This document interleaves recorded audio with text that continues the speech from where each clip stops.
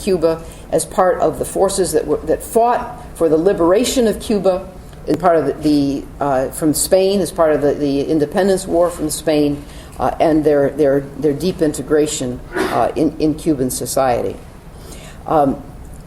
The others have talked about the chapter that deals with Angola and Africa and the internationalist perspectives of the Cuban Revolution, which I think are captured better than anything by the quote that's on the back page of the back cover of the book, that says, "Those who are not capable of fighting for the freedom of others will never be capable of fighting for their own."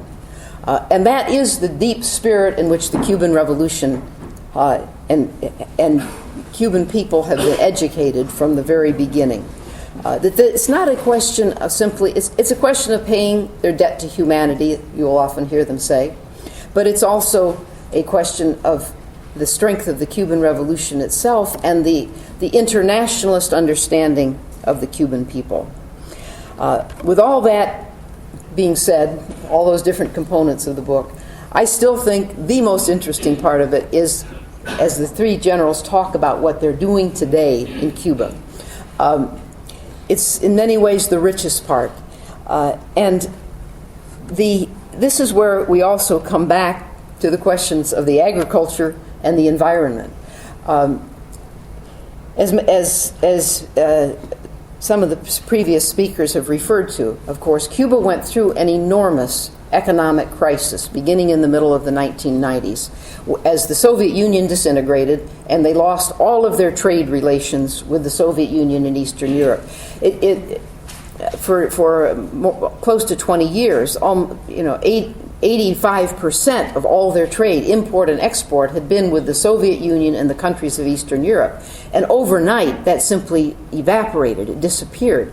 And the economic crisis that ensued was one of a depth and character that no other government on the face of this earth would have been able to survive.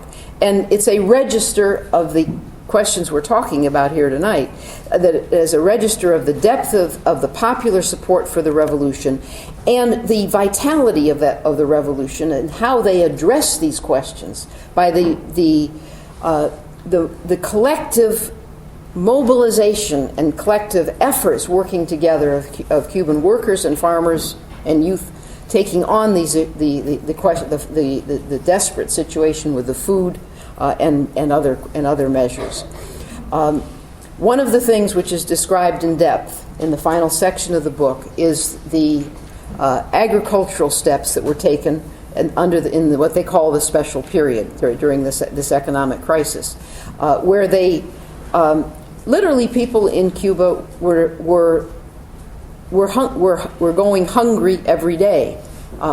Because overnight the food production just disintegrated. Most food in Cuba, because of the relations they'd had with the Soviet Union, was still being imported as opposed to produced by the very rich agricultural land there in Cuba, and they had to address this. And Siu Wong was one of the people that headed up the effort to do this, to organize the small-scale urban agriculture in the cities. And to, in a matter of a few short years, to reverse that entire situation and to create the kind of, to restructure the entire agricultural, all of agriculture in Cuba around the small-scale urban agriculture and food production. One of the other generals here, Armando Choi, is today the head of the port of Havana, including the massive internationally aided effort to do an environmental cleanup of the Havana Bay and all of the tributaries of Havana to address the enormous damage that had been done over the decades, indeed over the centuries, to the environmental conditions of the Havana Bay. Through this, you also see the Cubans addressing the questions of education, as Aaron was referring to, the universalization under the most difficult economic conditions, the opposite, exactly as the conditions got harder in Cuba, the universalization of university-level education in Cuba, establishing municipal university extensions in every single municipality in Cuba, and making all education through university level free. Not only free, but paying what they, as is called in study as work. People being paid to study to make this possible. And in this, you see the difference in the social relations that were established by the Cuban Revolution that make this possible. And it's the point that Siu Wong, more than anything else, emphasizes in the book, and all three of them talk about throughout. But it's captured, I think, most vividly by Siu Wong in the end of the section where he's talking about the Chinese in Cuba and their history. And he recounts the story of of a question that was posed to him by the president of the International Society for the Study of Chinese Overseas, who was in Cuba for a conference a few years ago. And he asked him, he said, well, how is it possible that here in Cuba, Chinese like yourself, someone with a Chinese ancestry, it holds such a high-ranking positions in the government, in the member of the National Assembly, general of the armed forces, and so forth. And Siu Wong answered him, saying, he said, well, it's not just. He said, here too, before the revolution in 1959, Chinese were discriminated against. But what the revolution accomplished, which has been accomplished nowhere else in the Americas, is the revolution that eliminated discrimination based on the color of a person's skin. Because, above all, it eliminated the property relations that create not only economic, but also social inequality between the rich and the poor. That is the foundation that has made it possible to address the much deeper and much larger questions of prejudice and under conditions in which they can be won. So I want to close by emphasizing that this is a book that's not primarily about Cuba. There's a lot of history. There's a lot of the current questions that are being dealt with in Cuba here today. But it's not about the past. I think it is probably more than anything else. It can be seen as an introduction to the Cuban Revolution.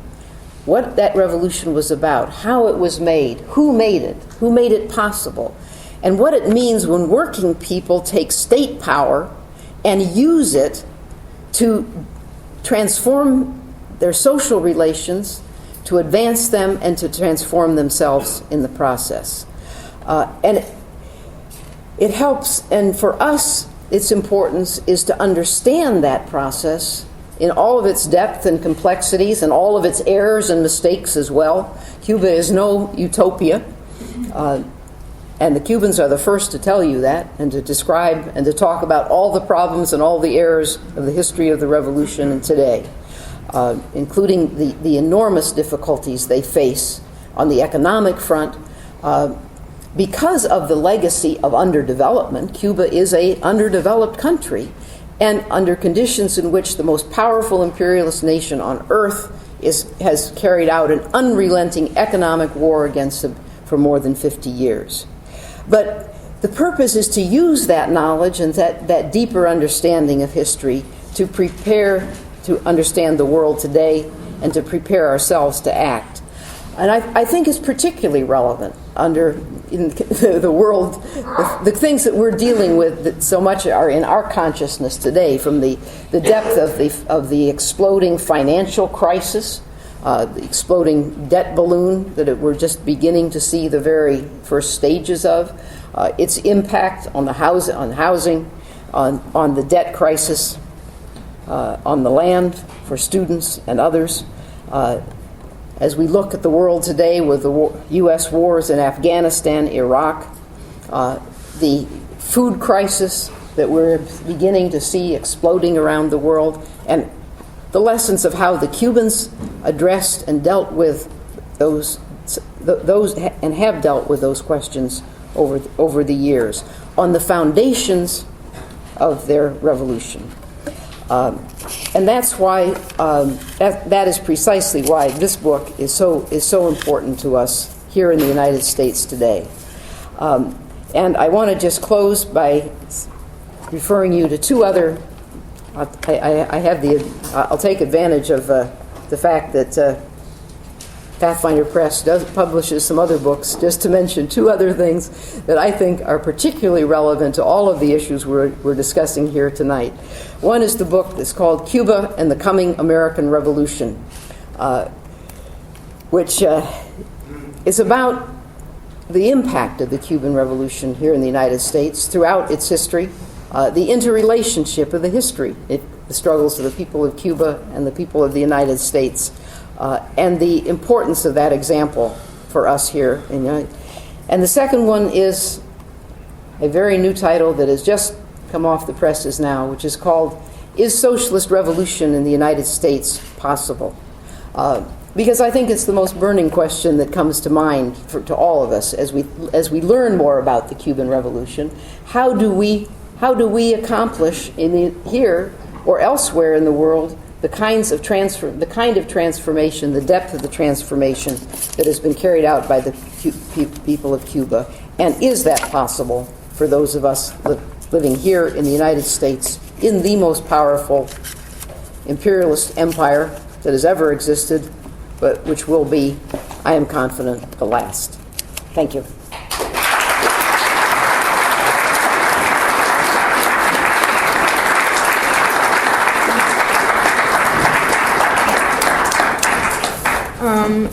We're going to open now the question and comment section. So if you would please raise your hand and I will call on you. Please keep your comments short so that we can all get something in if we all have questions or comments.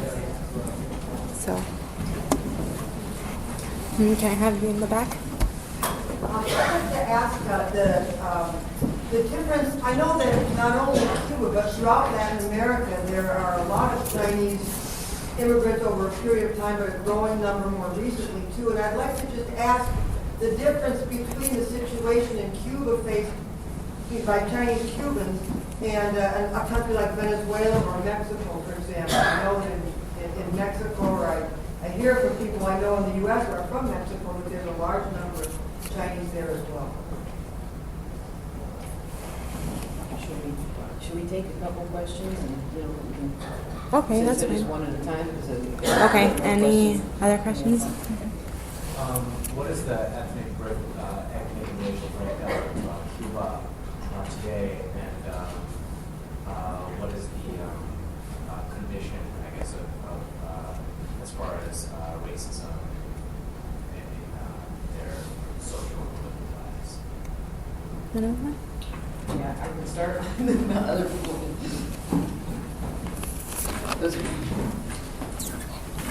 Those are two questions that sort of they complement each other.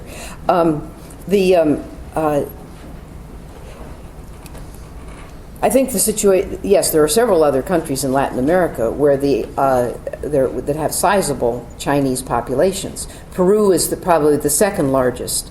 Under similar conditions, large numbers of workers were brought to Peru as contract laborers in the 1800s. I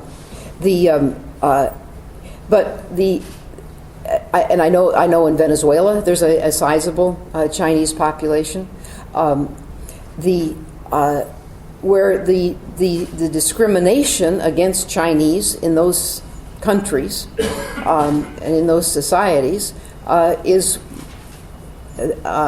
fairly substantial. I mean, they tend to be much more. They tend to be very segregated in certain occupations and in certain areas of the economy. The conditions that are produced by capitalism everywhere. And it was precisely that difference that that Xiu Wang was referring to in answering the question from the president of the International Society, in saying that yes, that the conditions here have changed dramatically since the victory of the Cuban Revolution, because Cubans of Chinese ancestry have been integrated into all levels of society, all occupations, and really. There is, and it's one of the things that is sometimes complained about in Cuba, that the Barrio Chino, which was the Chinatown of Havana, is no longer really a Chinatown, because Chinese are not segregated or concentrated living there. And they are today taking steps to revitalize it, partly as a tourist question, but it's also because of the real broad pride that Cubans of Chinese ancestry have in their history and in their culture and in the preservation of that. On the question of the composition, racial composition, it's often, you will often heard it said in Cuba that the Cuban nation is 1/3 African, 1/3 Chinese, 1/3 European, which is a way of capturing, in a not totally inaccurate reality, the different historical forces of history that brought the people who are today compose the Cuban nation together on the island of Cuba. The exact breakdown, black.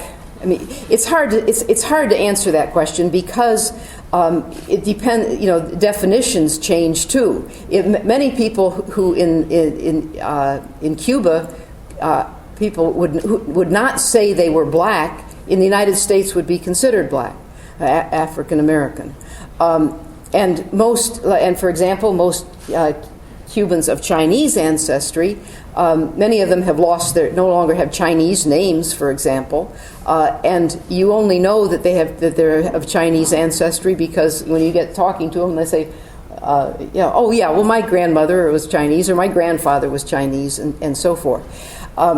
I think that it's certainly it's somewhere between, depending on how you define the definitions, it would be between a third and 2/3 that are black, or some in some combination, some mix, and often that includes the Chinese mix as well, and so forth. I'll just end on this. The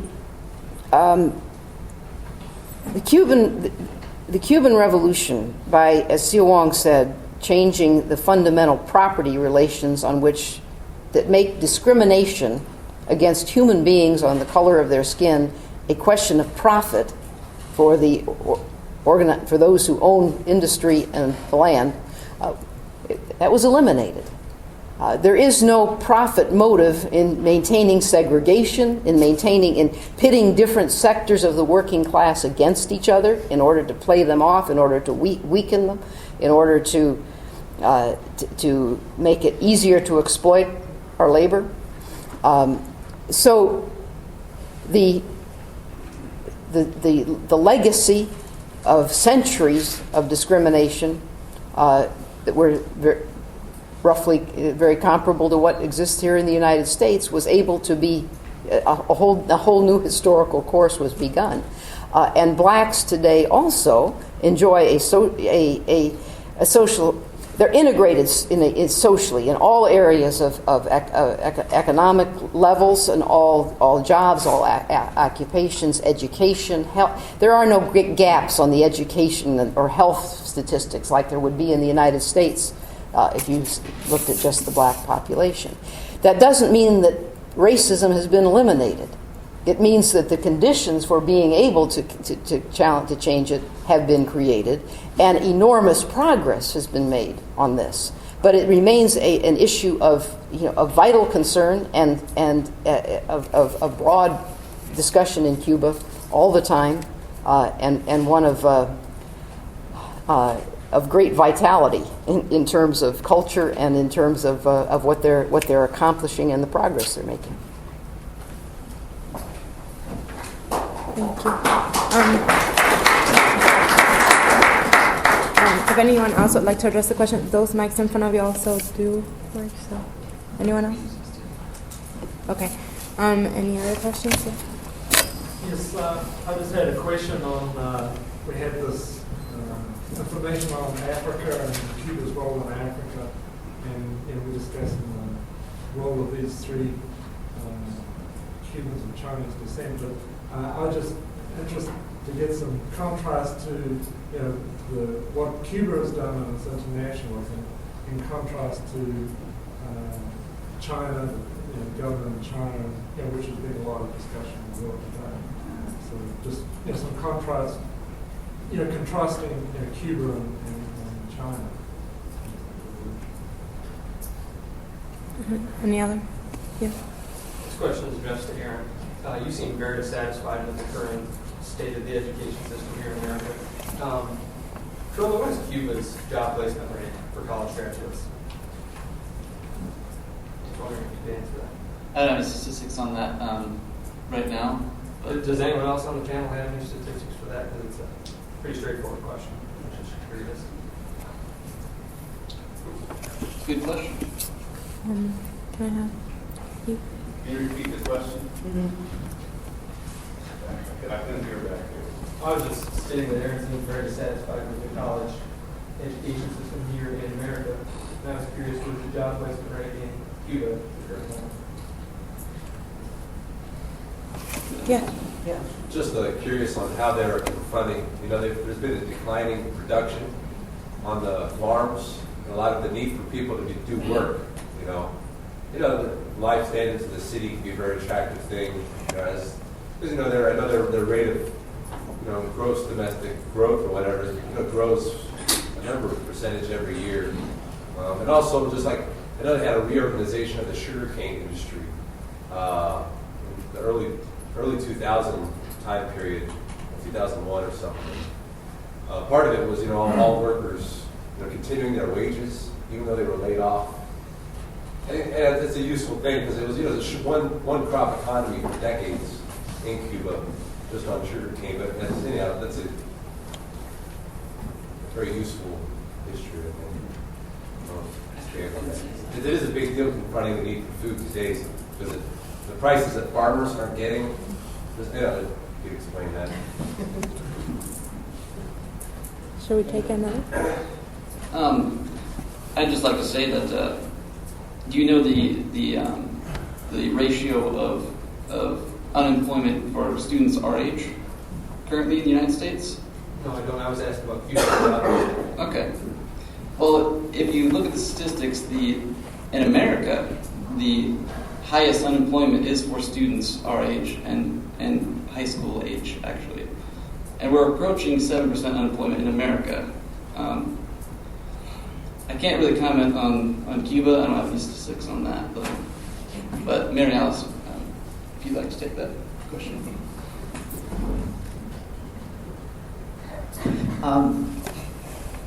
Yes, everyone is guaranteed a job on graduation from whatever level of education they decide to end their education at. And there's virtually full employment in Cuba. There are people that choose not to work. They choose not to work. But the irony is, of course, that the level of social services is such in terms of health care and availability of housing, and even the food that's provided on the ration books and so forth, that it's quite possible. You can get by without. Many people can get by without working if that's what they choose to do. There aren't many that do, but it's certainly It's an option. For example, like on the housing thing, you know, I mean, no family, by law in Cuba, no family pays more than 10% of their family income for housing. When your rent is at the end of 20 years, you own that property. That's what the rent. It's not rent in our terms. It's a long-term loan. That at the end of 20 years of that 10% of your family income each month, you own it. But yes, the basic answer to your question is yes, and there's guaranteed jobs for everyone as they finish their education.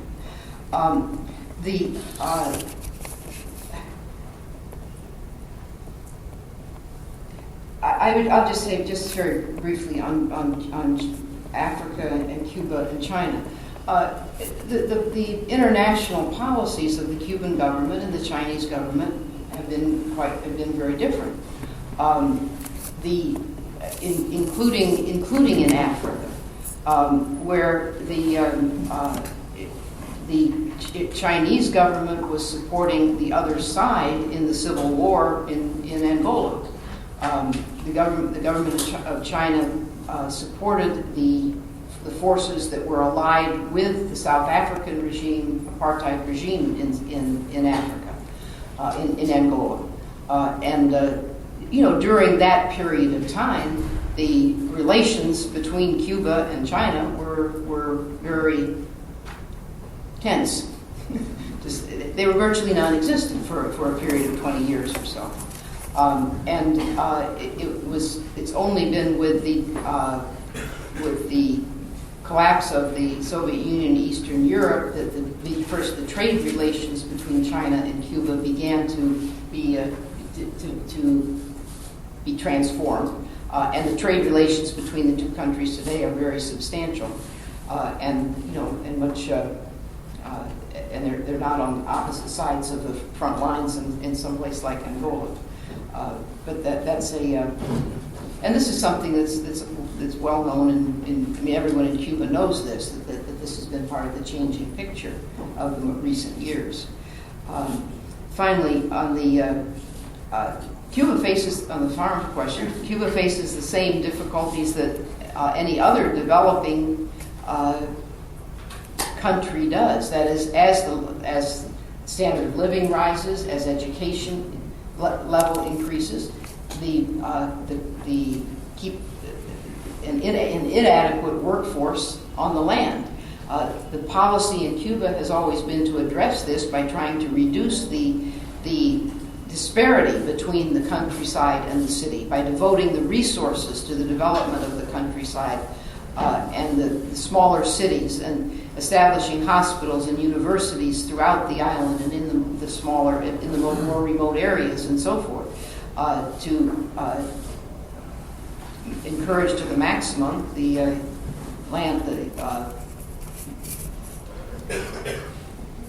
to avoid the concentration simply in the big cities. But and ultimately the only answer they have, as any other country does, is the mechanization, increasing productivity on the land with a smaller workforce. But they have the possibility to do it because of the social relations established with the revolution, and the fact that farmers don't have to struggle to stay on the land. They don't get run off by debt. They don't have to mortgage their land to the banks in order to survive. Their land cannot be taken away from them. They can't be driven off the land. And those factors make an enormous difference in the social organization of production.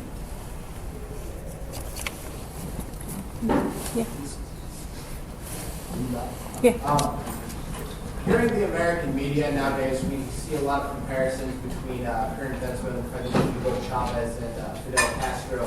Having studied the Cuban Revolution, Ray Alice, do you see very many similarities between the Cuban Revolution in the 1950s and 60s and the current move to the left in Latin America, particularly Venezuela, Nicaragua, and Ecuador? Yeah. There was much expectation on the part of the mainstream media, in other words, that Cuba would follow the path of the former Soviet Union and other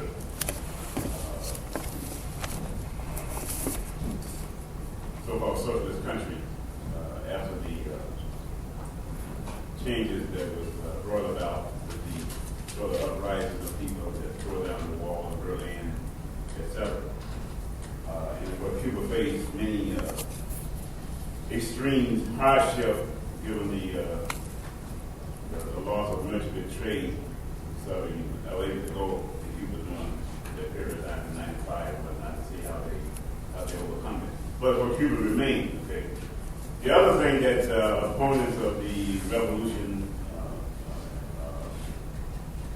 hoped for and expected, since that didn't really happen, they were still expecting it to happen eventually, but it doesn't quite look like that's going to occur, was when they were hoping for the death, either accidental or natural or imposed by the U.S. for Fidel, otherwise it's getting out of power, and somehow that would spell the doom for Cuba in the revolution. Can you address, why none of it has happened? And how is it that, you've been taught with eons that Fidel is a personal dictator like Hitler and Stalin and Mussolini and the others? And have you ever known of a dictator that retires as opposed to being overthrown and murdered, Could you discuss some of these matters? You had something you wanted to add on the... I'm sorry that gentleman left, but there actually is some statistics on, not recent statistics, it looks like, but they're a little bit dated, from 2001 and 2003, I believe. In Guantanamo, unemployment was reduced from 7.1% to 5.1% in 2001 in just 2 years. Santiago went from 9.1% to 2.9%. Granama from 10.7 to 3.4%. The greatest number of jobs created in recent years have been in agriculture, nearly 80,000 jobs added. Thank you. Yes, there is full employment in Cuba. It's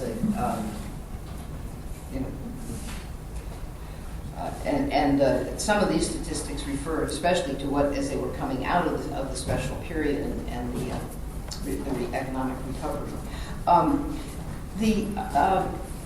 In terms on the question of struggles in Latin America today, I think what's happening in Latin America today is, under the tremendous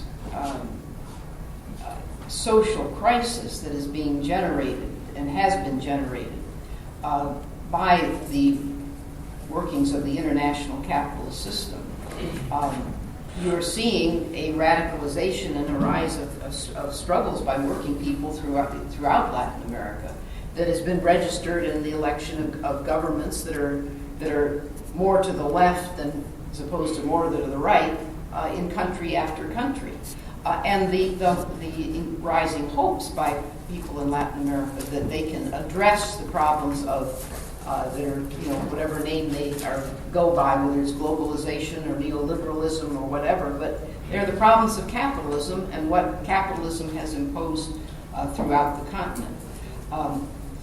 I don't think, though, that, having said that, there's still only one country in all of Latin America that has carried out a socialist revolution.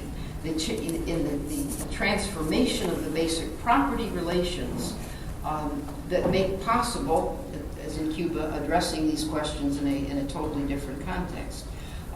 Those struggles and those decisive turning points remain ahead of us in countries like Venezuela or Bolivia or Ecuador.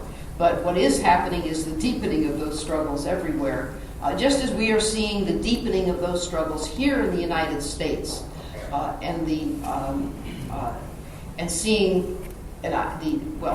certainly the magnificent transformation of the working class in the United States by the historic wave of immigration to the United States from Latin America, from China, and elsewhere is part of this broader global picture. I'll just take advantage of it to say I hope that all of you will be there as part of this on May Day, and the way that these struggles have been registered here in the United States in the last years around that. I would like the question that was asked about Cuba and the Soviet Union. I think it ties in also with the question that Juan posed in his presentation, which I would like to come back to.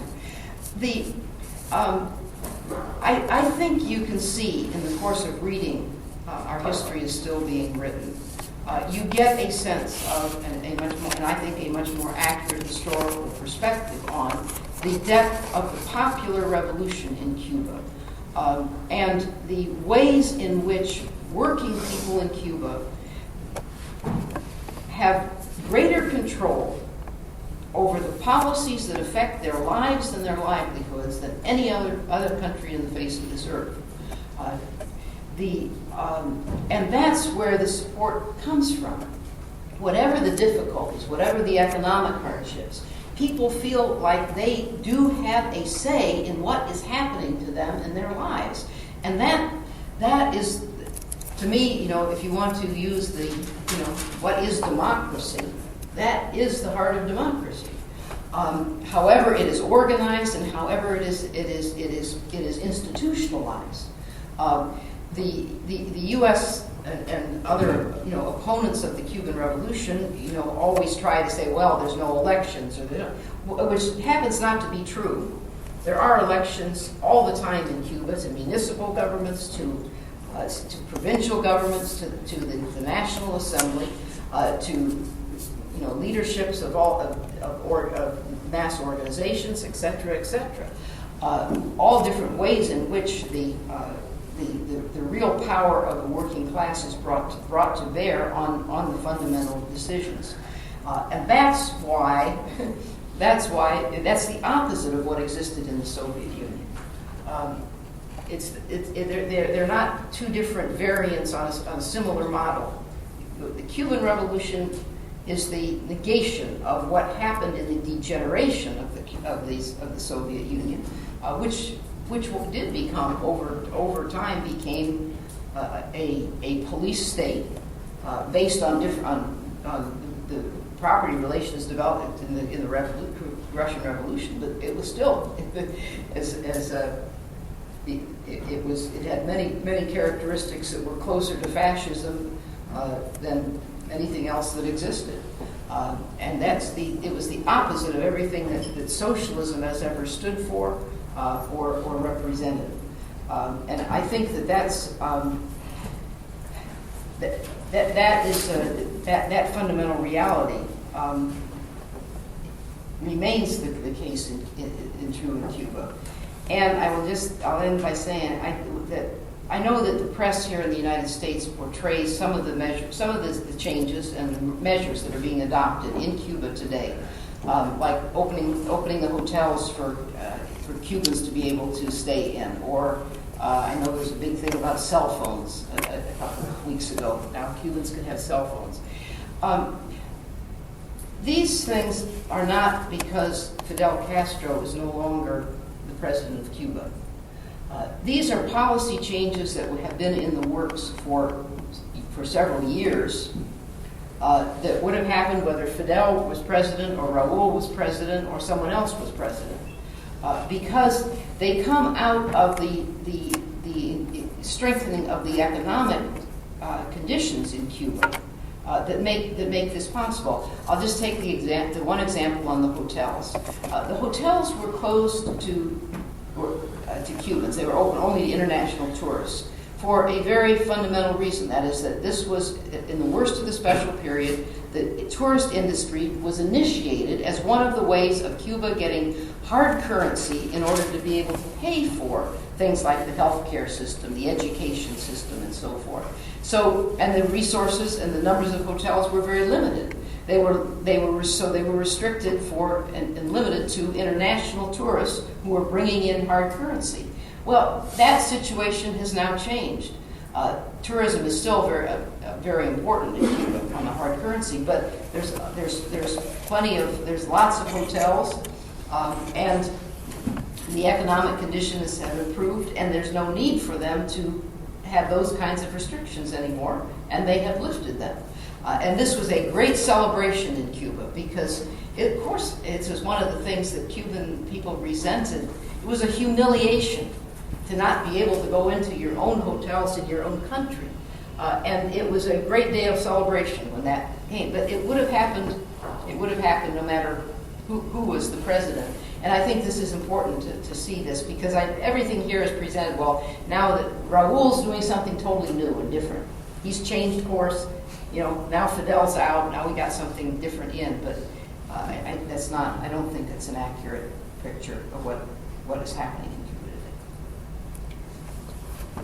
today. In the last few weeks, with the different demonstrations and strikes around the high cost of food, especially staples like rice and wheat, astounding statistics have come out about the actual food distribution in the world. I wondered if panelists could say something about food distribution in Cuba. Just a few comments. I think as Americans, we should weigh what we've been doing around the world. As far as I'm concerned, I think the embargo against Cuba is a crime against humanity. It's a long-term crime against humanity. And it doesn't surprise me that our country invaded a sovereign nation like Iraq, which now has 50% unemployment. People are going hungry. Hospitals are being closed.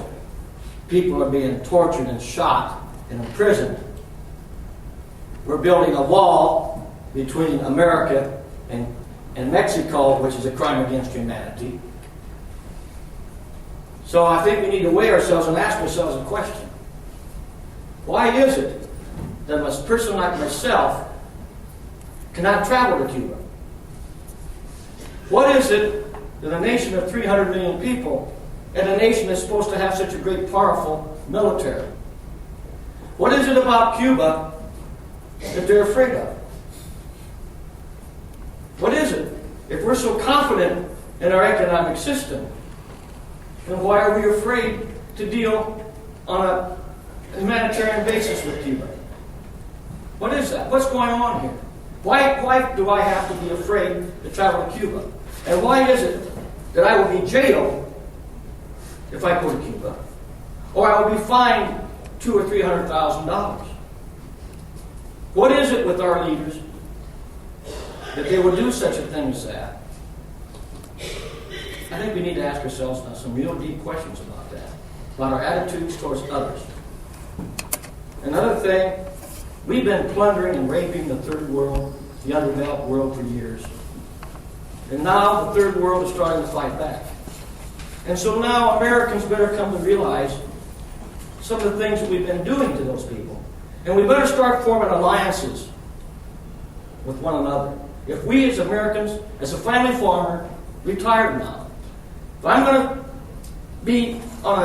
going to think squarely and have some kind of peace, then we got to form unions,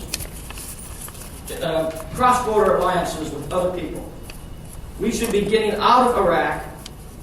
We should be funding, helping them rebuild their country. And we should apologize to Iraq for invading that country. And we should be putting George Bush behind bars. Quite frankly.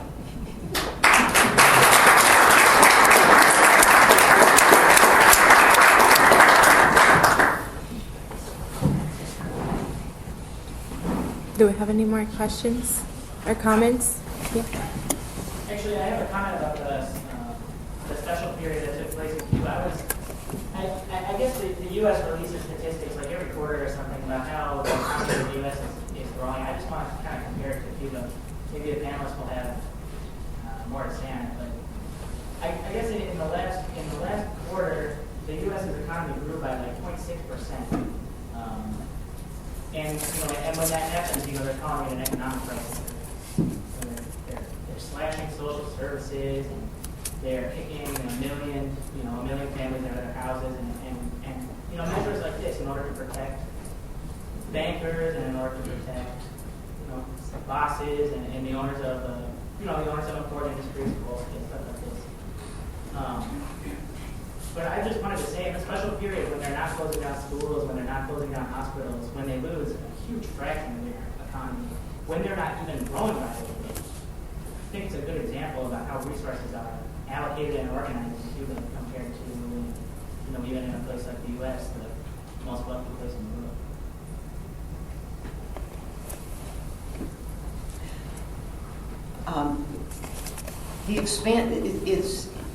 The contrast is it couldn't be clearer, couldn't be sharper. In the expansion of education systems, the universalization of university education, taking on the things like the environmental challenge of cleaning out Havana Bay, things like that are done precise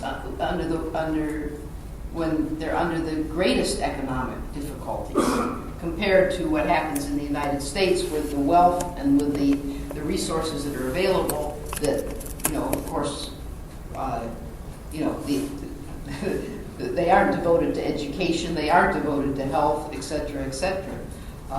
But it has to do with the different priorities, the different social priorities that a socialist revolution makes possible, because it's not driven by private profit by those who own the property, and that makes it possible to begin to address questions like that. It makes it possible to address questions like the distribution of the agricultural goods, in light of what we see happening in the world today. The distribution system in Cuba is far from perfect, but the one thing that they do make sure of is that nobody starves, nobody goes hungry. Between what's provided on the ration system and what is organized through the social services and distribution assures that. It's the most fundamental. It's just the most fundamental right of every human being to have adequate food, which is the starting point. The starting point of social policy on the question in Cuba,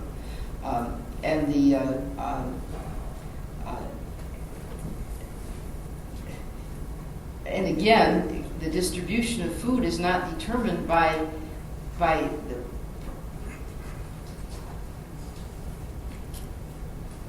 who's going to profit from that distribution, which it is in the world today. It's by the basis of who needs it and where it has to go. I wanted to address the comment the gentleman made. Really, I agree with everything you said. That you couldn't say it any better. And it goes back to, I guess, a fundamental principle. You would never go to another man's house or anybody's house and kick in their door and tell them what they're doing is wrong. That's just wrong. And for how we've handled the Iraqi situation, that's pretty much what we did. Whether we agree with what Saddam Hussein was doing or how he ran his country, that's up for debate. But force us to step into somebody else's house and tell them, "Hey, you're wrong. We're taking over." That's not right. But going back to you mentioning just being United States being inhumane, a more recent, well, it's not recent now, but the one that stood out to me the most in dealing with Cuba was back during Hurricane Katrina, when our government was slow to act to help dying people, sick people, homeless people. After all this happened, there were Cuban doctors who were ready and assembled to come to the United States and help, to offer humane help. And us being high and mighty because of whatever political problems there were still between the United States and Cuba, our government rejected their help. And, for me, that spoke volumes of where the Cuban people lied and how humane they really were. I mean, because obviously we're the ones with the political indifferences as opposed to them. But for them to say, I don't care how you feel about us, we see your people struggling, we would love to come help. And for us still to say, no, we don't need your help, and yet we still need your help, that speaks volumes to what you're saying of we really do need to look in the mirror and reflect on how Americans are perceived around the world. And for one, a lot of us have never been out. In some cases, some students here have never been outside of Iowa. Some of us have never been out the country. I think one thing that is important to any student here at Iowa State, get out of the country and go see the real truth or alternate truth from what the American media presents you. I've had opportunity to do some study abroad studies, and to see how we're perceived, it really shapes on how you should do a lot of things, especially when it comes to getting education, far as how you should carry yourself and deal with people, and recognize that just because you're different, you still need to respect people on a humane level.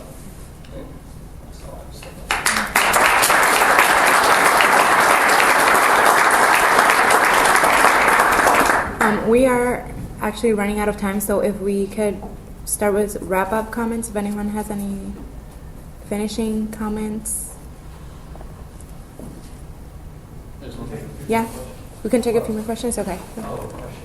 Or comment. Okay. Well, I was going to make a comment. Since I'm making somebody else ask a question, go ahead. Yeah. I was just going to ask about, in the book you talk about the reforms that have gone on in Cuba in regards to education, environment, and environmental stewardship that went on even during a special period. And they say multiple times that it's because of the socialist revolution that happened in Cuba. It's because the goal isn't focused on profit.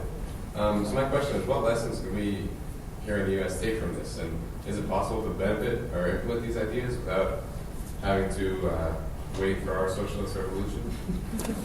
Can we take you in the back and then... Yeah, and I guess I was also just going to ask some basic questions about the current state of agriculture in Cuba. Roughly, what proportion of the food is produced domestically and what is imported? And then among the portion that's produced domestically, which proportion is produced in an urban setting and then in a rural setting?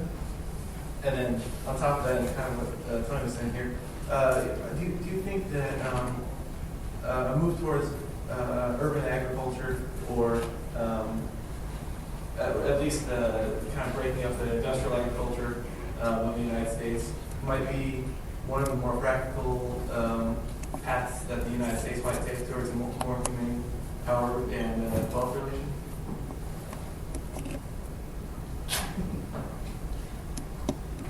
That's a whole list of questions. A lot of them, the answers that you are looking for are in the book. But as far as dealing with benefiting for industrial ag, I think I've been an agronomist myself and seeing the how agriculture has changed over the years from the early 1800s in the United States, and how smaller farmers are being put out of business and large corporations are making money, that there definitely needs to be some type of change to either get to a point where either large corporations are just paying farmers to farm, whether they farm their land or it's in inactive use. But at the same time, we have to get to a point where, like Mary's been saying the whole time, where farmers don't have to continue to go get loans and loans and loans to keep on their land, and then they still don't have an opportunity to produce any crop. So then they can't make a payment, then their land gets taken away. And that's just been a fundamental problem. I guess really you've seen a rise in that in the last probably 20 years with large corporations taking over. Also, I think things like ethanol production and things like that are good, but when we have other crops that are suffering because prices are going up and the farmer's still not getting profit, then we still have problems. And we really need to find ways to subsidize that or make sure our farmers aren't being put off their land at the same time as big corporations are making money. And I mean, I guess one thing would be is to start limiting the amount of land that big corporations can own and utilize for production. I mean, I think things like that would be some of the basic stuff that we could start doing to help farmers. Would you like to? I don't have right up the top of my head the statistics on how much what percentage of food is imported, what percentage is produced in the urban small-scale agriculture versus the other.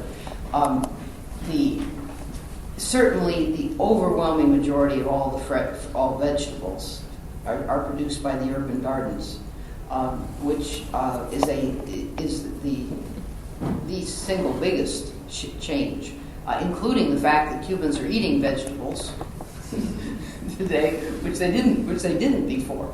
And as part of the education, as part of the nutrition education in the country is encouraging in that direction. And I do know that it is shifting more and more in the direction of the small scale agriculture for the basic food products. But as they a question we didn't get back to earlier, that they have closed down many of the sugar plantations because the price of sugar is so low that they can't produce sugar. It costs them more to produce the sugar than they can get on the world market for it, and because most of the industry is so ancient in its basic infrastructure that it's just horrendously it keeps breaking down. It can't maintain it. But as they do that, that land is being transformed into land used for food production, and so that it's constantly changing along those lines. Certainly, there's still a lot of food that's imported. I mean, it's not a huge amount. It's less and less, but there are, even despite all of the economic restrictions imposed by the U.S. government, Cuba can buy food from U.S. farmers if they pay cash on the barrelhead before the food ever leaves the shores of the United States. Those are the conditions imposed. But even under those conditions, they have bought and they are buying some food, most of the farm interests in the United States are amongst those industries in the U.S. that are in favor of getting rid of the embargo on Cuba.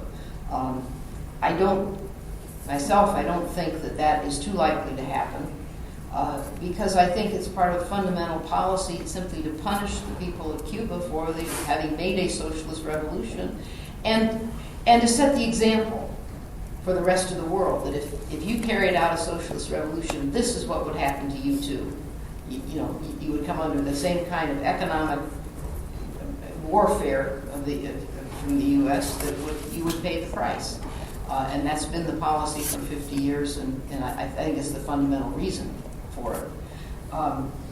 Just finally, I just wanted to say on the breakup of the agricultural industry in the United States, it's not possible. It's the whole work. That's the way that capitalism works. And if it's not corporations that are buying up the land of small farmers that are getting in trouble because they can't pay their debts, before it was other families, and it's the whole process of the concentration of industry, the concentration of ownership of land that is the basic laws of capitalism. So the lessons of what they've been able to do in Cuba, I would say it's not a question of techniques or farming methods. It's a question of the basic property relations that it took a revolution to overturn. And I believe remains the challenge for us here in the United States also. Okay, we have time for one last question.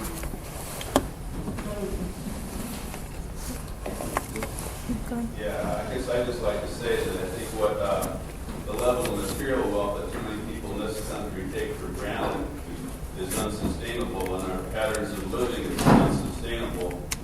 And the problems that we generally perceive in this economy are not fixable, as Mary Alice Waters, said. In this economic system, they're not fixable. They can only make problems worse. And I think I read where if every person on the planet had the same standard of living as the average person in the United States, it would require 72 times as much energy and natural resources as is currently being used.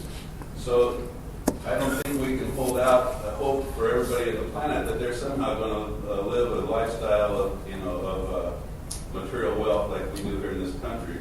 And that people in Cuba, I'm sure it seems like, have recognized that a long time ago, and that they appreciate intangible goods like equality and the ability to have democratic input into how their system works, and a respect for their fellow human beings, and respect for the environment at the same time.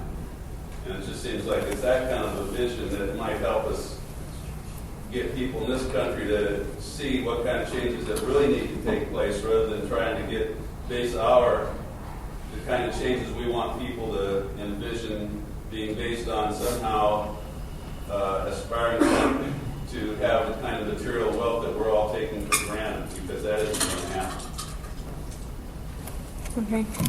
Thank you all very much for being here. We would like to thank Keith King, Juan Luis Vivero, Aaron Blake, Max Shelley, and of course our featured speaker, Mary Alice Waters, for being here. So thank you very much.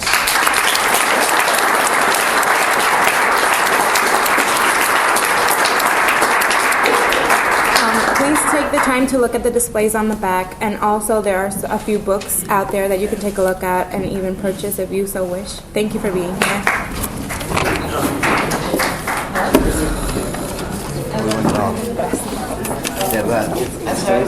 Ay, gracias. What's that? I don't like what you said. You said Juan Luis's name. It sounded real sexy and everything. You said my name is Keith King. I'm sorry. So my husband just... Sorry, you didn't get to ask that question there. Yeah, that sounds good.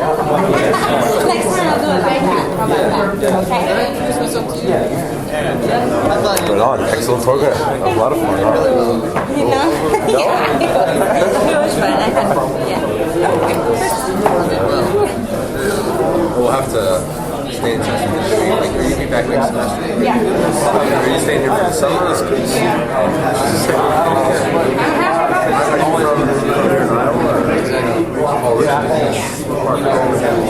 from Iowa?